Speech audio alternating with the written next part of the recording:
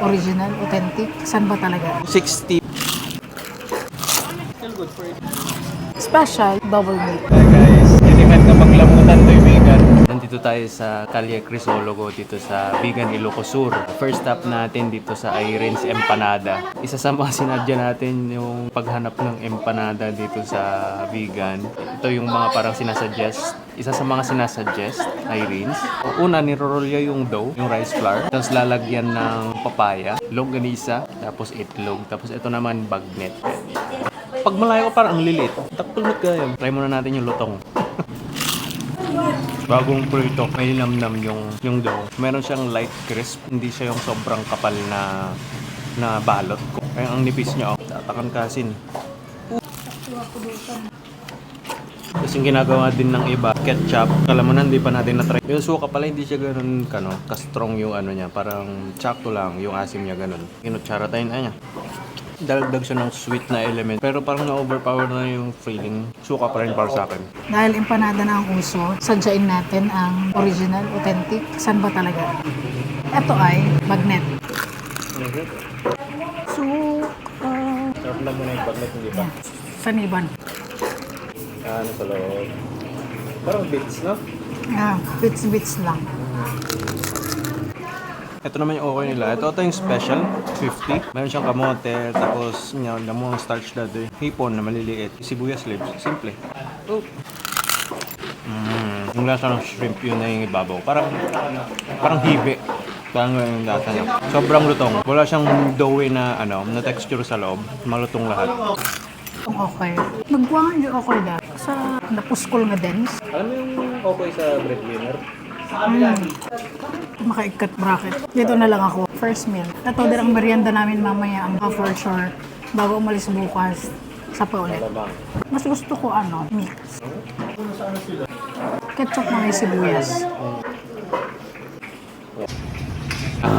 Nandito pa rin tayo sa Calle Crisologo. Sorry, medyo noisy lang dito kasi crowded. Lunch time talagang naghihintayan ng pila ng order ng empanada. Yung okoy mamaya pa. Anyway, ito yung kanilang special. Ganun din, single meat, longganisa, gulay, tsaka single egg. Hindi ko nakita pero kung whole egg, biyakin na lang natin mamaya. Ang galing kisukada ni. Deconstructed mo yung mga timplante, sili, asin, sibuyas, tapos siyempre, sukang Iloco, di ba?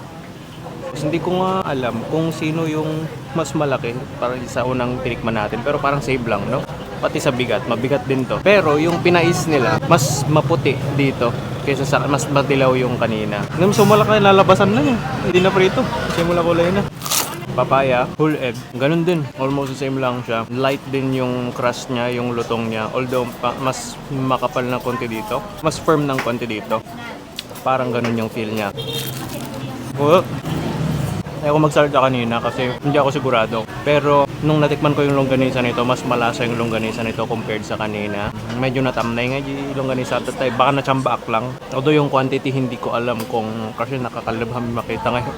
Hindi kabilda. Pero mas malasa ng konti dito yung longganisa niya. May konting funk, peppery, garlicky. Ngayon yung longganisa niya. Hindi siya evident kanina. Although, ang lang dito, wala ng ketchup. Yes, sir. Oo nga. No?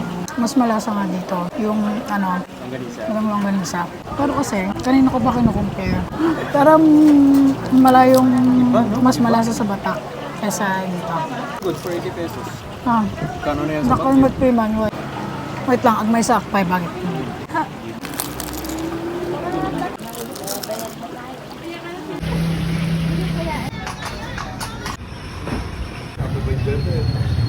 Okay, so yun. Nakatulog na kami. Medyo game na ulit. Part 2. Isang special, saka isang double meat. Pakpakan tayo na empanada kanya ngay garo. Paano ko sisimulan? Kagat muna. Ketchup.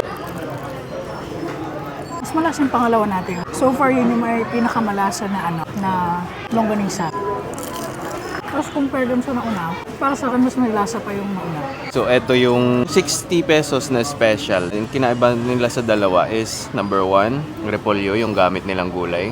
Papaya yung dalawang Yeah, papaya. And yolk lang yung nilagay. Pakanya-kanyang pautot sa leta. Diyan mo. Tapos yung longganisa nila ano din. Parang nga tinadtad. Dalangay kasla sinisig. Hindi siya yung ground na pork. Kasla tinadtad da.